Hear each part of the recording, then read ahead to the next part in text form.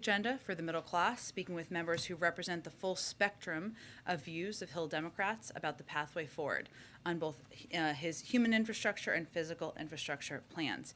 He spoke, as I think some of you reported this morning, with Representative Jayapal at the White House, and we'll have a number of additional conversations by phone with members of both chambers and who also run the gamut in terms of their views as we proceed through the course of the afternoon. Tomorrow, he will host two different meetings with House members here at the White House, one with moderates and one with progressive members.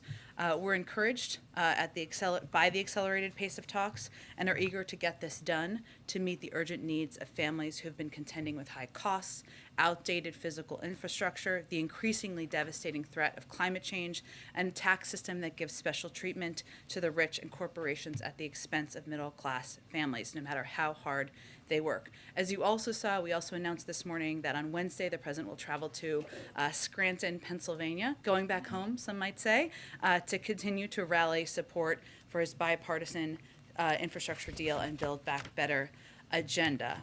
There continues to be strong, broad agreement in Congress and among Americans of all stripes, political stripes, about the values at the core of the president's agenda, ensuring our economy works for the middle class, not just those at the top. Alex, why don't you kick us off? Two foreign and one on nominations. To start, can you update us on the status of the U.S. and Canadian missionaries that were kidnapped in Haiti over the weekend? What's been the U.S. involvement in tracking them down? Has the president been briefed on this? And is there any update on sort of their status? Sure. The president has been briefed and is receiving regular updates on what the State Department and the FBI are doing to bring these individuals home safely. The FBI is part of a coordinated U.S. government effort to get the U.S. citizens involved to safety. Due to operational considerations, we're not going to go into too much detail on that, but can confirm their engagement. And the U.S. Embassy in Port-au-Prince is coordinating with local authorities and providing assistance to the families to resolve the situation. We can't get into too many details, I should say, about the individuals and their identities because of Privacy Act waiver considerations. And then can you comment on reports that China tested a nuclear-capable hypersonic missile over the summer to the surprise of U.S. officials? Are these accurate, and do these raise concerns about China's nuclear capabilities? Well, I know Secretary Austin, I should say, was asked this question this morning and addressed it, but I'm not going to comment on the specific report. I can say and would echo what he said, which is generally speaking, we've made clear our concern about the military capabilities that the PRC continues to pursue. And we have been consistent in our approach with China. We welcome stiff competition, but we do not want that competition to veer into conflict, and that is certainly what we convey privately as well. And then on nominees, the Biden administration at this point has a smaller percentage of nominees confirmed than his recent predecessors. What do you make of this? Who's to blame? I mean, is this the fault of the Senate, or is this in part because you have been focused on the COVID response and the Build Back Better agenda? And is there a concern that this will affect government at this point? We are concerned about the obstruction of our nominees, and while we have made progress over the course of the last several months, back to the transition even of putting forward qualified nominees to serve in key and vital positions across government, there have been unprecedented delays, obstruction, holds on qualified individuals from Republicans in the Senate.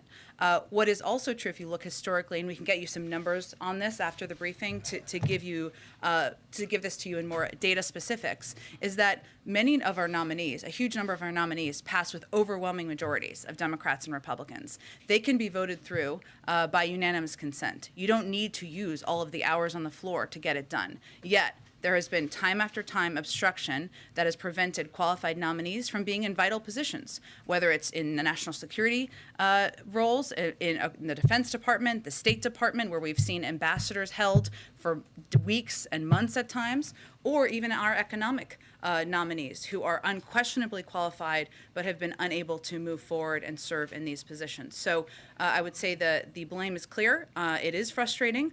It is something that we wish would move forward more quickly, and there is historical precedent, of course, of moving these forward through a faster process. Go ahead. Thanks, Jen. I just want to see if you can elaborate a little bit on something you just said, that you're encouraged by the accelerated pace of talks on infrastructure. What changed? Is there something that's different now? The president is certainly feeling an urgency to move things forward, to get things done. I think you've seen that urgency echoed by members on the Hill who agree that time is not unending here, and we are eager to move forward with a unified path to deliver for the American people. Does the sense of urgency have anything to do with the president's trip coming up in just a matter of 8 working days? Does he feel the need to get this wrapped before he leaves? The good news is that there are phones and video conference capabilities overseas for every president and individual, so I'm not here to set new deadlines or timelines. But it is also true that we have been at this for some time. The president proposed these plans back in the spring. We have been, he has participated in dozens and dozens of calls, of meetings, of engagements with members to hear their viewpoints, to understand where they're coming from, to reach consensus. And we are at a point where we feel an urgency to move things forward, and the pickup of meetings is a reflection of that. Just quickly on voting rights, I just wanted to get your reaction to the president of the NAACP, who's on the record saying that the administration's lack of urgency on this issue is quote, appalling. He says the lack of priority on this issue will be the undoing of the legacy for this president. Well, I would say that the lack of urgency in Congress, in the Senate, among Republicans, in protecting people's fundamental right to vote is also frustrating to the president and to this administration. The United States Senate needs to act to protect the sacred right to vote, which is under unrelenting assault. No question. We agree with leaders from the NAACP and other activists who have expressed that concern. It's under unprecedented assault by proponents of the big lie. And Republican legislatures, state legislatures across the country. It is urgent. Senate Democrats have been working hard to draft legislation that I would note includes traditionally bipartisan provisions, protecting people's fundamental right, making it easier and more accessible to vote. I'd also note the president will be engaging in a couple of calls, in addition to these Build Back Better calls, with members, which will provide a readout to all of you on this afternoon about the voting rights legislation that will be put forward. But I would say that right now, the question for us, and I bet you we share this view with a number of civil rights leaders, is for Senate Republicans and what kind of leaders they want to be. Are they going to play a role in making it easier and more accessible to vote? Are they going to protect this fundamental right? Or are they going to continue to be obstreperous, to use a word the president has used in the past, and put Democrats in a position where there is no alternative but to find another path forward? So it's really up to them. These are bipartisan proposals that have had bipartisan support. We're talking about people's fundamental rights. Go ahead. Does the president feel the need to mediate the current war of words between Senators Manchin and Sanders we've seen play out? To mediate the war of words, I would say the president has been in touch with both senators, not to mediate words, but to better understand the path forward and what are priorities to each of them. And he will continue to play that role. And then 2 quick ones on policy. Senator Manchin has been pretty clear about his position or opposition to a clean energy standard for a while now publicly. Presumably that's given your team time to try and figure out workarounds to that. Does the president still believe he can meet his emissions goals if a clean energy standard or CEPP is not in his final proposal? Well, President Biden has been clear about what he supports. 100% clean power by 2035 is a goal he committed to over a year ago. As you all know, that's why I think you're asking about it, and he remains committed to it. The good news is there are a range of good ideas and proposals out there from members of Congress about how this legislation can help meet that goal. And there's no question in our minds. There's important debating right now happening about what the components of the climate proposals will be in these packages, that these packages will have a historic impact on addressing our climate crisis. I'd also note, can I say one more thing? I'd also note that the president also has not waited for legislation. He has led the shift toward electric vehicles. There are components in these packages that also will help move that forward. Phased out super pollutants like HFCs to greatly reduce emissions. Made across government investments in clean energy like offshore wind and solar. Made historic commitments to use every lever at his disposal to advance environmental justice and spur economic opportunity. So it is absolutely pivotal that these pieces of legislation have climate components, and they will, to address the climate crisis, but he has also not waited for that. He's also taken actions of his own accord. And then one more, one of the critical pay-fors in the package is tax enforcement. And we've discussed this a couple times the last couple of weeks, but given the scale of the ramp-up we've seen from the banking industry in opposition to the proposal you've laid out, what's the sense from the White House in terms of the pushback against that, or if they're concerned about the future of that proposal? Well, it should not be lost on anyone that the loudest opposition to these proposals and the biggest ad spending against them is from the biggest banks who simply do not want to be bothered by additional reporting on inflows and outflows. That should not be lost. We can certainly get you the numbers, or it's publicly available out there on how much money is being spent and how vocal this opposition is. I would note that the top 1% is responsible for $163 billion a year in owed but unpaid taxes. So this proposal we're talking about is about preventing high-income individuals who are not typical wage earners, meaning they don't get paid through standard payroll, W-2s. The vast majority, I think it's something like 97% of wage earners are paying the taxes they owe. We're not talking about that here. We're talking about the highest income individuals, 1%, who are responsible for $163 billion a year in owed but unpaid taxes. There are discussions, active discussions, I would note, with Senator Wyden and others in Congress about how to ensure this is absolutely targeted at those who evade tax obligations, including on the cap and potential exemptions. But let's be clear what this is about. It's about big banks deciding to protect wealthiest Americans that get away with not paying the taxes they owe by fighting this common sense solution, and we want to be clear about that. Go ahead. You know, I wanted to ask you about Moderna and the kind of concerns that exist on production levels. What is the Biden administration doing to sort of lean on this company? And Kessler has talked about using the tools that are available. Are you going to use the Defense Production Act, and how soon could that happen, and how quickly could that get production going? I don't have any new actions to preview for you, but what I can, and I think what you were alluding to, but for others who didn't see, Dr. Kessler did not mince words in his expression of what Moderna should be doing here, which is sharing their know-how with other parts of the world in order to increase capacity and production, something that we definitely support. So the process of technology transfers, as you know, involves teaching another company how to make a vaccine that takes specialized scientists and transferring intellectual property. We actually absolutely want that to happen. But my understanding is also that the U.S. government does not have the ability to compel Moderna to take certain actions, but it is something we support, we want to happen, and Dr. Kessler has been quite vocal about it as well. Is the president going to get involved in this discussion in any way in terms of maybe reaching out to the CEO? He's had conversations with other CEOs, of course. I don't have anything to preview on that front. I think there had been some questions, which is why I mentioned that we don't have the legal ability to compel. That doesn't change regardless of who's having the conversation, but certainly we have been pretty crystal clear about what we'd like to see happen here. Let me just follow up on that. The Defense Production Act does give you certain tools. Have you ruled out using it in this case? I'm not here to announce, preview, or rule out anything, but just to convey that our position continues to be that we would like to see them share their know-how to address this global pandemic. Can I just ask on the nominations question? Yeah. You mentioned the economic nominees, too. Yeah.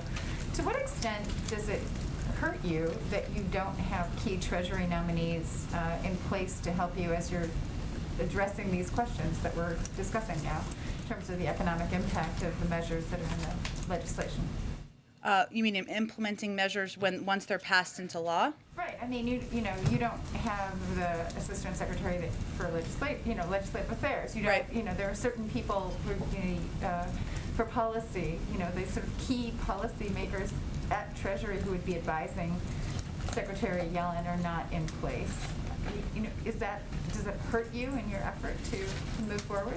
Well, Andre, I think there's no question first that there are career employees in every agency, including the Department of Treasury, who have vast experience and play vital roles at this moment in time. It is also true that the preference of any president is to have the individuals they've nominated, qualified individuals who have unquestionable credentials serving in these roles. That is the preference. That does make things easier. Then that is what we would like to see moving forward. Go ahead.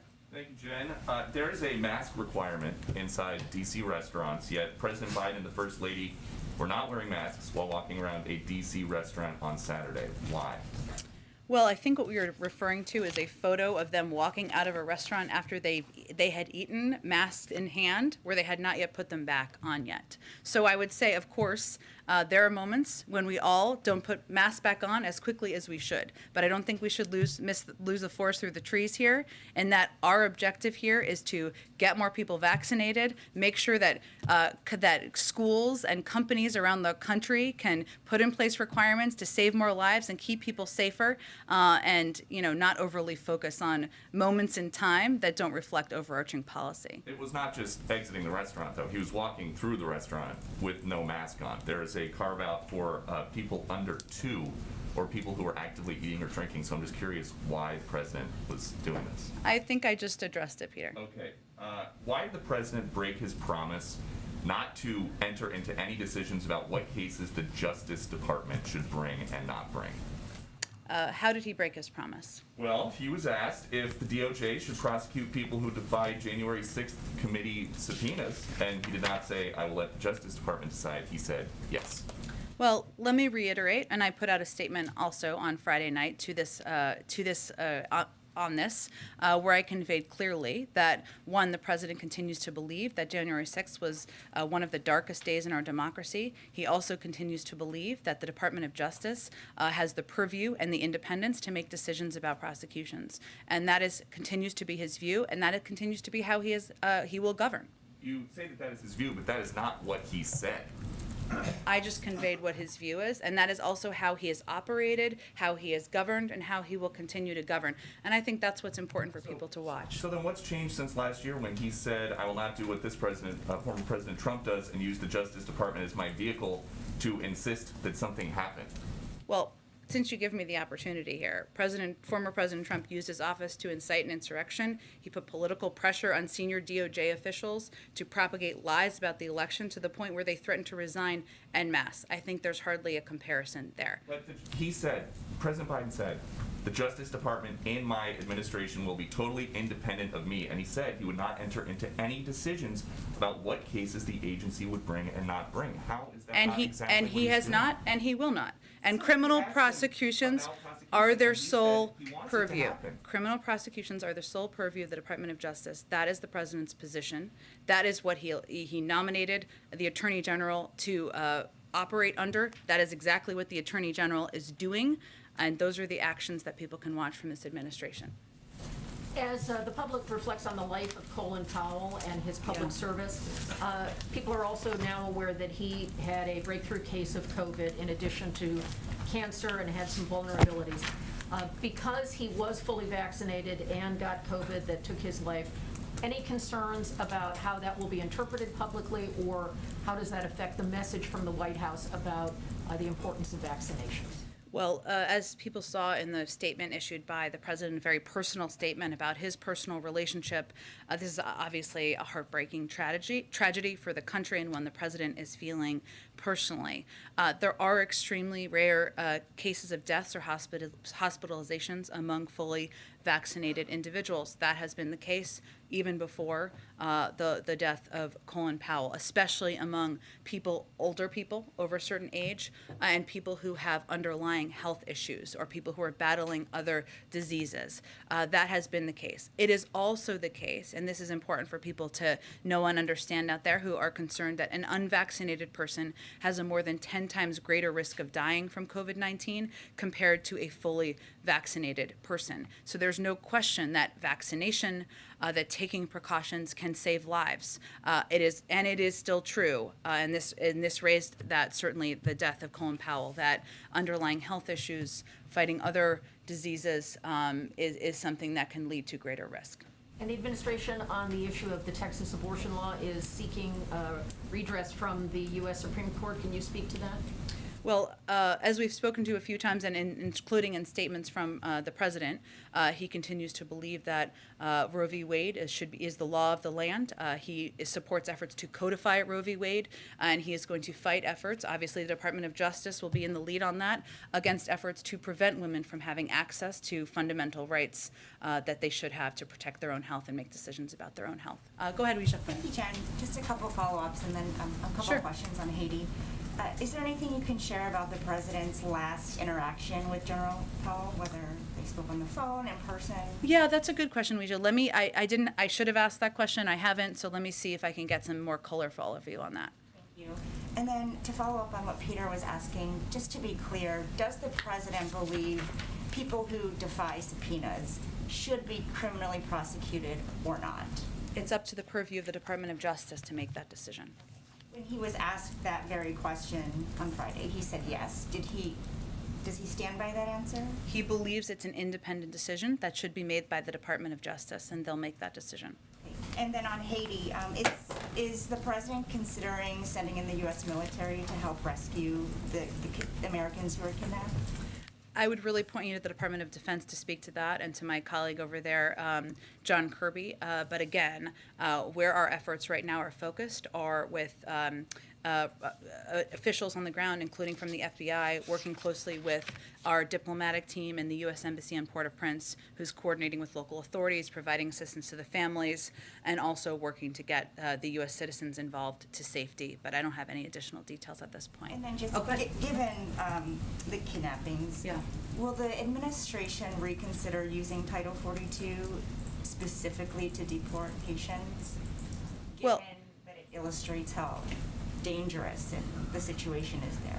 Well, I think there's a couple of things to unpack here that are very important for people to understand. One, Title 42 is used, as you know, but just for everybody, across the board, no matter what country you're coming from. There are about 90,000 people where Title 42 was applied in August. The vast, vast, vast overwhelming majority of those people were not from Haiti, but we applied Title 42 because we're in the middle of a global pandemic across the board. I would say that in this case, one thing to note is that we know that the efforts to kidnap people, to seek ransom, are prominent in places like Haiti. Not the only place, but they are targeted toward U.S. citizens, people who are presumed to have the funding and ability to pay those ransoms. That's one of the reasons why we put out, the State Department put out a warning in August. It's something we have seen rise since 2019, but that is a different issue than sending people of Haitian origin back to Haiti, and something that's evaluated at TPS is not what you asked about, but something that's evaluated by the Department of Homeland Security and the State Department. Thanks, Jen. Go ahead. Thanks. I wanted to ask about another marker that Senator Manchin has kind of put out, which is that he wants to cap the child tax credit to families making under $60,000 a year and add a work requirement. I know that you've said previously that the White House is okay with some means testing of these programs, that you don't want to negotiate from the podium. That being said, this represents what would be a pretty dramatic scaling back of what's been a signature part of the president's legislative accomplishments so far, and something that he and the vice president have touted pretty publicly. So to echo Phil's question on climate in some way, is this within the realm of possibility? How do you guys react to Senator Manchin kind of throwing down this marker? Well, I'm not going to react directly to Senator Manchin's point of view because that's not particularly advantageous at this point in the negotiations. But I will say the president proposed an extension in the child tax credit because he feels that it is something that can not only help families make ends meet, it can help bring more women back into the workforce, and it is a vital part of his proposed packages. He has also, in the past, supported and continues to be open to supporting what can be called means testing or can be called caps on income, and there are a range being discussed, but I'm not going to speak to it further than that. OPEC failed to meet its output targets for September. You have sort of spoken about, with some amount of pride, that the White House was able to get those enhanced production levels, and now we're seeing that they're not hitting them. I know that you're not a member of OPEC, but we also know that... Not me personally, not the United States. Neither one. Either, unless you have vast oil reserves that we're not aware of. No, it'd be a very interesting part of my bio. I'm not. But the U.S. obviously can exert sort of major influence here. So with having missed this mark, are you trying to do more? Can you do more? We are continuing to press through member countries of OPEC, even as we are not a member, to address the supply issue and work to address it here as well. I would also note that what we're also working to address is more of a logistics issue of how we are moving supply around the country, which means there are shortages in some places and not others, and that's something that we are also working to address. We are certainly well aware of the impact on any increase in gasoline prices or any cost on the American people, and we're going to continue to use every lever at our disposal. It is not a short-term option, of course, but I'd also remind everyone that that our NEC director sent a letter to the FTC about looking into price gouging, something that we will continue to press on. Or they've said they would take up, and they will of course be on the lead on that. But that's something we also watch closely. Just a last quick one. Could you kind of flesh out the thinking behind the president's travel schedule? I mean, not to dismiss the great state of Connecticut or even Scranton, a place that obviously holds some nostalgic value for the president, but it's been pretty clear that the sticking points at this point are West Virginia and Arizona. We saw play out with Bernie Sanders that Joe Manchin doesn't necessarily like people coming into West Virginia and telling them what they think they should do, but why hasn't the president focused more of his attention on those states, particularly with his travels? He tries to make the case for his agenda.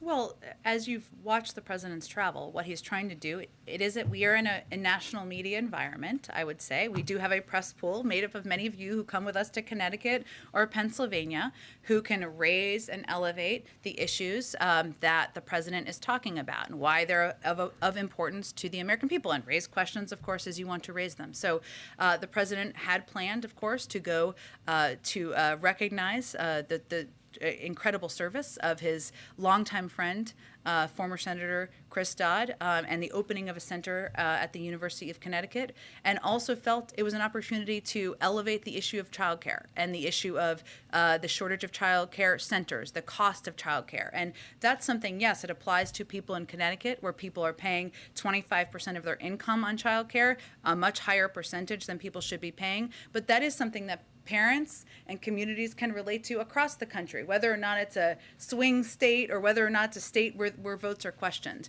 And Pennsylvania is certainly a state, as you know, close to the president's heart, but one where he has the opportunity to elevate some components of his Build Back Better agenda, of the infrastructure package, to explain to the public why these are important issues he's fighting for. So I think it's all through the prism of what's most constructive, but we recognize people like what's in there, they don't know what's in there, and he's going to be out there doing more of it. Go ahead. Sort of a broad thematic question. You've spoken of the urgency the president feels toward his Build Back Better agenda and voting rights. People in the country who believe that the administration is not strongly enough pushing for immigration reform. Mm-hmm. What's this White House's message to those people who are now directing their criticism toward the president directly and saying he's responsible for the fact that 9 months in we haven't seen action on these matters? And how does the president internalize that criticism? Does he feel it's misdirected toward him? Well, look, the president knows that when you're president of the United States and you're sitting sitting in the Oval Office behind the Resolute desk or whatever desk you choose, that the buck stops with you. He also knows, having served 36 years in the Senate, that you need partnership in Congress to get bills passed. And that's the only way to make permanent change happen. So while he has taken action, executive actions, in a lot of these areas to put in place positive change, whether it's voting rights, whether it's doing more to have a more humane immigration system, in order to have fundamental change that is going to make people's lives better, that is going to fix broken systems, you need Congress to act. That's how our system is set up historically. We've seen on immigration, of course, 2 attempts to move things through the parliamentarian. The president's support in legislation has supported those efforts, and he's going to continue to work with Congress to get that done. And on voting rights, again, I'd reiterate what I said a few minutes ago. The president is going to be engaged with Democrats and a range of members about the vote that's happening this week. It is something he believes it's a fundamental right, and his view is this question is really now on Republicans and what role they're going to play in history. And that's what he would tell people. I guess my question is, does he feel that the criticism of him is unfair? I don't think he has the luxury of analyzing the fairness or unfairness of criticism. Go ahead.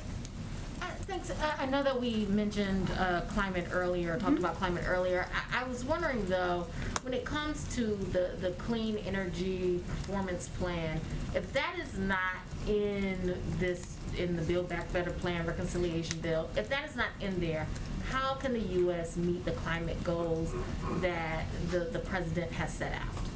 Well, I'm not going to speculate what's in or out as the negotiations are continuing. What I alluded to earlier is the fact that there are a range of climate ideas and proposals that are out there, both from what the president has proposed and also other ideas proposed by members of Congress, Democrats in Congress, about how to help address the climate crisis. And there's no question that whatever lands in the bill, it will be have a historic impact on addressing the climate crisis. But I also touched on a number of the steps that he's taken through his own executive actions and leadership to address the climate crisis. And we remain confident about our ability to meet the goal.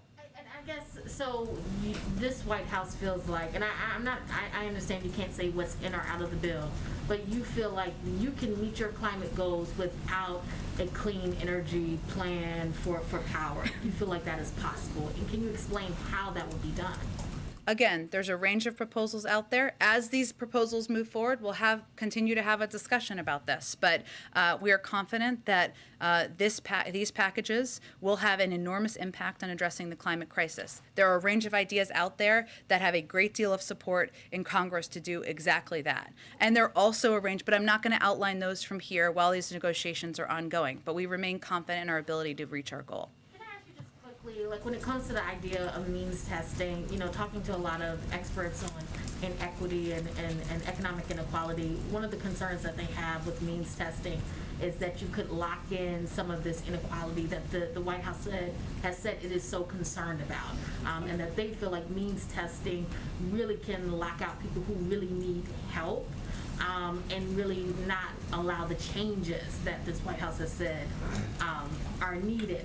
How does the White House respond to that when people say that means testing is not the way to deal with these type of economic inequalities and inequities? Well, means testing, I think, always has a bad connotation. And what we're really talking about here is a cap on income. So we're talking about targeting and focusing the president's proposals in some areas on people who need help the most under a certain income, and not providing this aid, assistance, whatever it may be, to people who are in higher income brackets who may not need that assistance. So it is actually about protecting, saving, ensuring that assistance and that tax cuts and that a little bit more breathing room is given to the people who need it and not the people who need it less. But does that put more administrative burden on how these programs are implemented when you do means testing?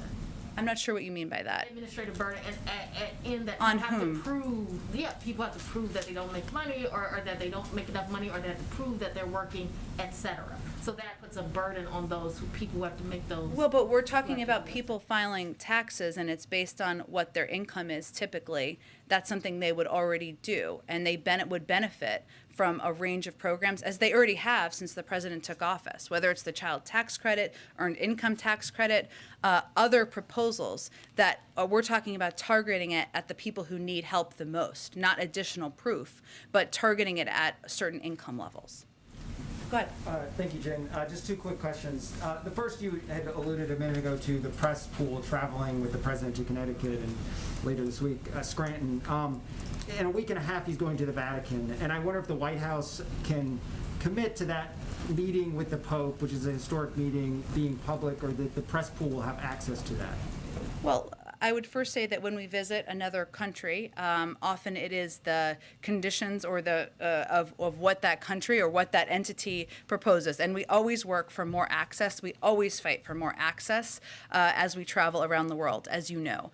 In terms of the specific press access for the Vatican, I don't have any updates for you on that. And secondly, there's been a couple questions from my colleagues about Senator Manchin and markers that he has laid down, which he's done publicly. Senator Sinema, who's also a crucial person in this dialogue, has done... All members are crucial. Sure. They'd argue. She's done a little bit less of that publicly. There's been some consternation as to what her wishes and demands are in this. Does the White House have a good understanding of that? And if so, is it sharing that with congressional Democrats? There are a range of conversations happening behind the scenes. I'll let these senators outline their proposals, what they support and don't support themselves. But on the White House side, do you guys know what she's wanting to be in or out of the bill? Again, we'll let them all speak for themselves. I'm not going to confirm or give more details from here on their positions. So DHS announced that they're bolstering their intelligence to better gather information and to monitor and predict migrants coming from South America and Central America. Why is this happening now, and why wasn't it in place already? So, this is. I'm not actually sure what you're referring to. I'd have to dig into it further. Is it a specific program or? Yeah, so NBC News reported earlier today that, they're building an intelligence gathering sort of cell, which DHS has confirmed to me as well that they are doing, to help better monitor and predict migrants that are coming, that could, help DHS get resources to the border if they see migrants coming, could also help with messaging to combat whatever messaging that is happening in that country. I guess, what kind of spurred that, and what are the goals for that? I think the Department of Homeland Security would really have all the details on this. I'm happy to check with them or connect you with the right person over there for more details, but it's really under their purview. And one question, I guess, with this kind of bolstering of intelligence, especially, in South America where we saw many of the Haitian migrants coming from, I guess, how does this affect, the White House, the Biden administration's goal to address root causes, which has been mostly focused in Central America? Well, let me get more details on this exact program, and we can talk more about it tomorrow or offline or what have you, and I can connect you to someone at DHS too. Go ahead, Karen. Thanks, Jen. The president was asked Friday night by ABC if he supported term limits for the Supreme Court, and he said no. He has said that before. He talked about that during the campaign season. But that appears to be the area in that draft report, the materials last week, that has, agreement, bipartisan agreement. Why is he ruling that out now before getting the final report in a couple weeks? As you know, he hasn't reviewed the final report, which again is an assessment. It's not recommendations. Obviously, you all have seen the draft out there, and there was a public meeting on Friday to discuss. So I think it's more reflection that his position hasn't changed. He hasn't reviewed the report yet, and I'm sure when he does, we'll have more to say. Publicly now that he doesn't support, he said just no, one word answer, that he doesn't support the proposal that does have the most widespread and bipartisan support as stated by that committee. Is the takeaway now that any changes to the court are not likely to happen? I think the takeaway should be he hasn't reviewed the report or the assessment from the Supreme Court committee, and that is consistent with what his position has been in the past. Go ahead. Thank you, Jen. Does the White House have any reaction to report of 2 airstrikes today on Tigray, northern Ethiopia? And also, last week, the president received the first African leader at the White House, the president of Kenya, Uhuru Kenyatta. What were the major achievements, and who is the next African leader to visit the White House? Well, I know the president enjoyed his meeting with President Kenyatta. We made a significant announcement as it relates to COVID vaccines that we were going to be donating to Africa and the African Union through the course of that meeting. I don't have anything to preview in terms of a next meeting. Go ahead, Francesca. Do you have any reaction to the airstrike on Ethiopia? I will get you something after the briefing. Go ahead. For you. Sure. So another comment the president made on Friday was that he was convinced that the spending legislation was going to get done, but they're not going to get the 3.5 trillion. We'll get less than that, but we're going to get it. And then he said, and we're going to come back and get the rest, end quote. What did he mean by we're going to come back and get the rest? Does he mean another reconciliation bill next year? What did he mean by that? He wasn't giving predicting a legislative vehicle. I think what he was conveying is we all know this is less than 3.5. There are discussions and negotiations in Congress about what that will look like, and things that are not included in here, he will continue to fight for in the future. Okay, and you mentioned a bunch of meetings that the president is having, virtual or calls. We saw him go up to Capitol Hill.